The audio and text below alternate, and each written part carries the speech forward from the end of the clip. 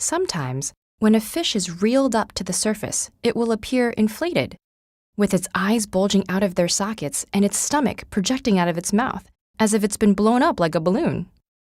This type of bodily damage, caused by rapid changes in pressure, is called barotrauma. Under the sea, pressure increases by 14.7 pounds per square inch for every 33-foot increase in depth. So take the yellow eye rockfish, which can live as deep as 1,800 feet, where there's over 800 pounds of pressure on every square inch. That's equivalent to the weight of a polar bear balancing on a quarter. Now, Boyle's gas law states that the volume of a gas is inversely related to pressure. So, any air-filled spaces like a rockfish's swim bladder or human lungs will compress as they descend deeper and expand as they ascend. After a fish bites a fisherman's hook and is quickly reeled up to the surface, the air in its swim bladder begins to expand. Its rapid expansion actually forces the fish's stomach out of its mouth, while the increased internal pressure pushes its eyes out of their sockets, a condition called exophthalmia. Sometimes, rockfish eyes will even have a crystallized appearance from corneal emphysemas, little gas bubbles that build up inside the cornea. Thankfully, a scuba diver doesn't have a closed swim bladder to worry about. A diver can regulate pressure in her lungs by breathing out as she ascends, but must be wary of other laws of physics that are at play under the sea.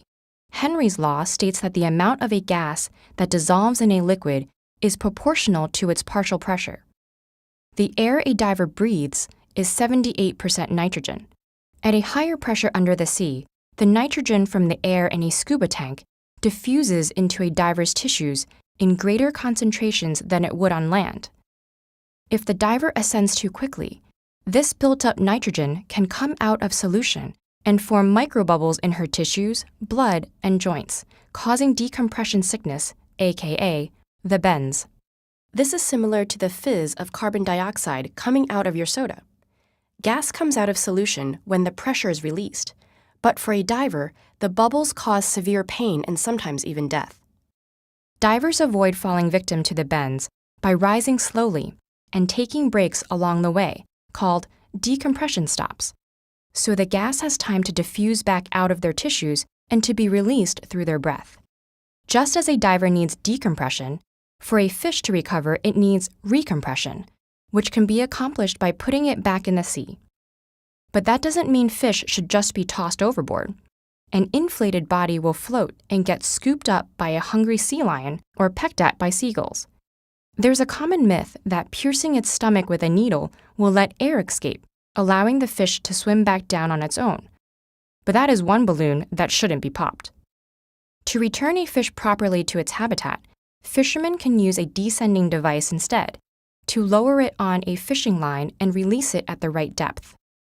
As it heads home and recompression reduces gas volume, its eyes can return to their sockets and heal, and its stomach can move back into place. This fish will live to see another day, once more free to swim, eat, reproduce, and replenish the population.